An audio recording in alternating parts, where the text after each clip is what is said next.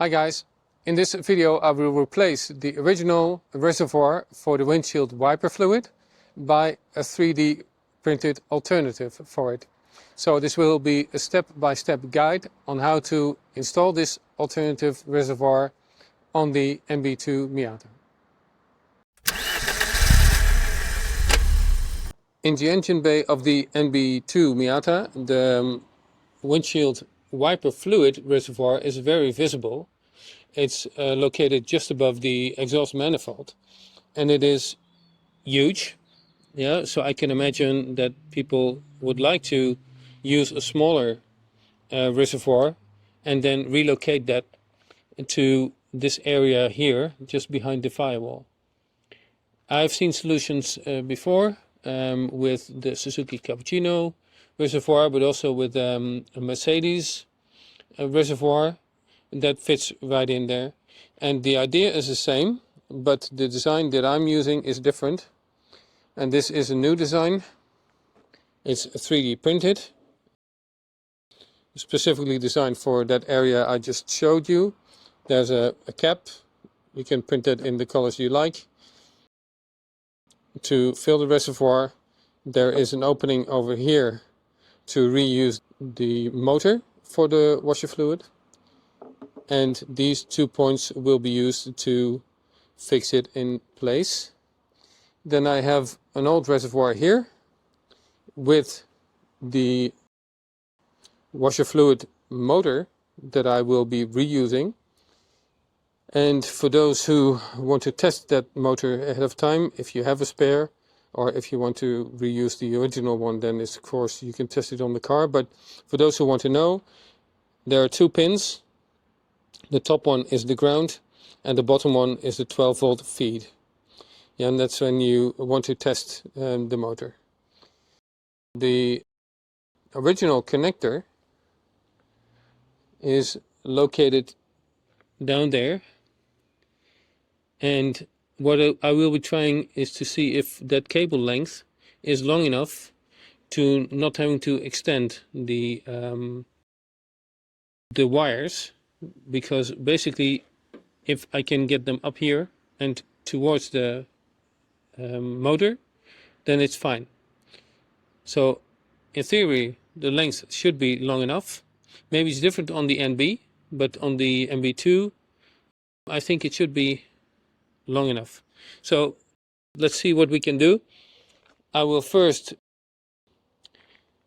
take off the strut brace, and then we'll disconnect the line towards the washer fluid nozzles, and then we'll take it from there.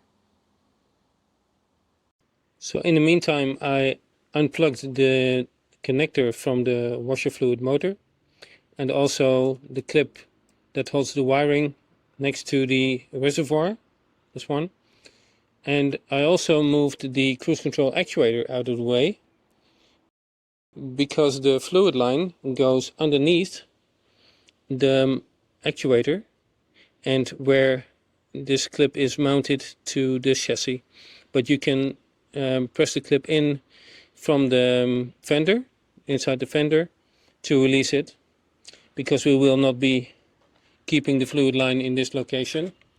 We have the fluid line leading up to the hood here, so we can disconnect it here and then pull it back from the firewall, because one of those points, this hole, is what we will be using to fix the new reservoir.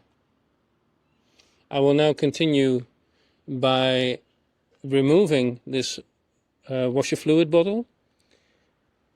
It's held in place by 2 10mm bolts,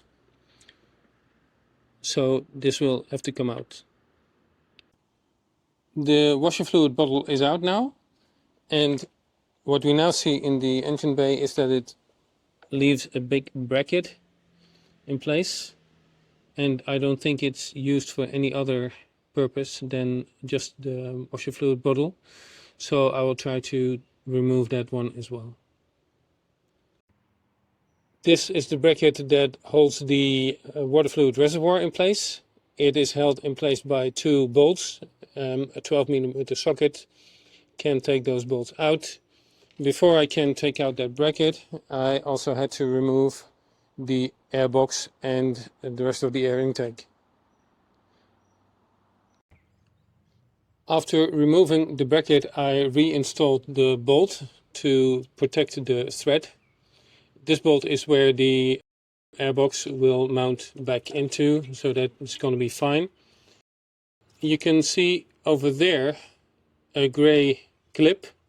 That is where the wires were connected to. I've cut away the tape so I can reuse this wire and don't have to extend it for the new location of the reservoir. So I will pull that back and then lean it over the firewall to the new location. I've removed these two rubber grommets from the firewall. This one is just a blind one. This one is where the regular fluid line went through. So I've taken that out as well because it will be used by one of the bolts for mounting the reservoir. I also took out the washer fluid motor from the old reservoir. I will have to take out this rubber piece as well, because both of these will be used on the new reservoir. I will also be using some of the spare line that I have to make a custom fit line between the hood and this washer fluid motor. And this is what it looks like when the washer fluid motor is installed on the reservoir. So this is now ready to go into the area that we have in mind for it, which is here. So I can lower it in just like that, and when I lift it a bit, because it will clear the bottom of the area, then you can see that the holes are perfectly aligned.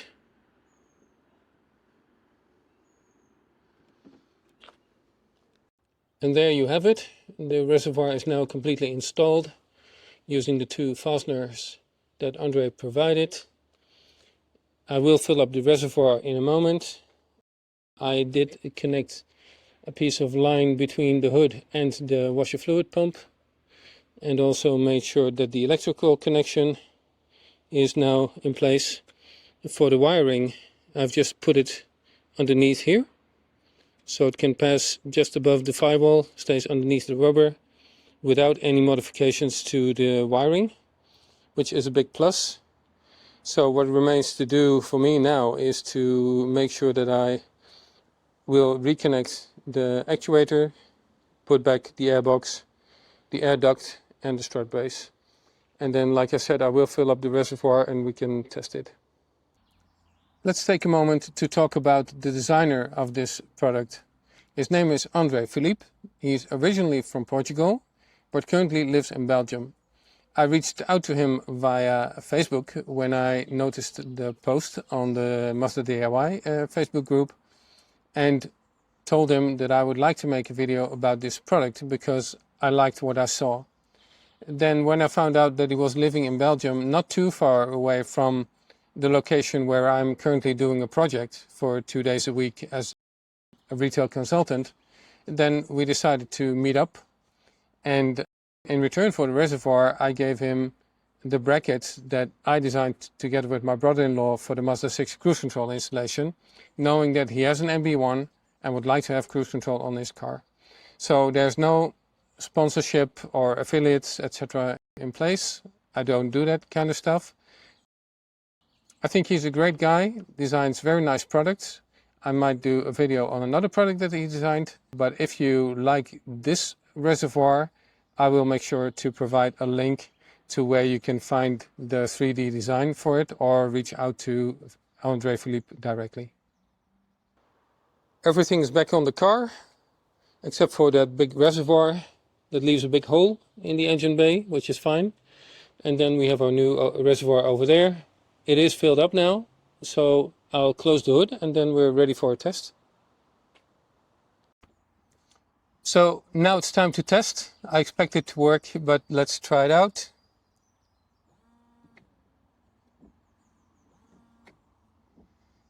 This works perfectly. And as you may have noticed, this is not the regular spray pattern for NB2 Miata nozzles. That is because I'm using the nozzles from a Ford Maverick or Mazda Tribute. Those have a very nice spray pattern, and they are still available using the dealerships to order them. And it's a very cheap upgrade that I can recommend as well. I can leave the part numbers in the description of the video.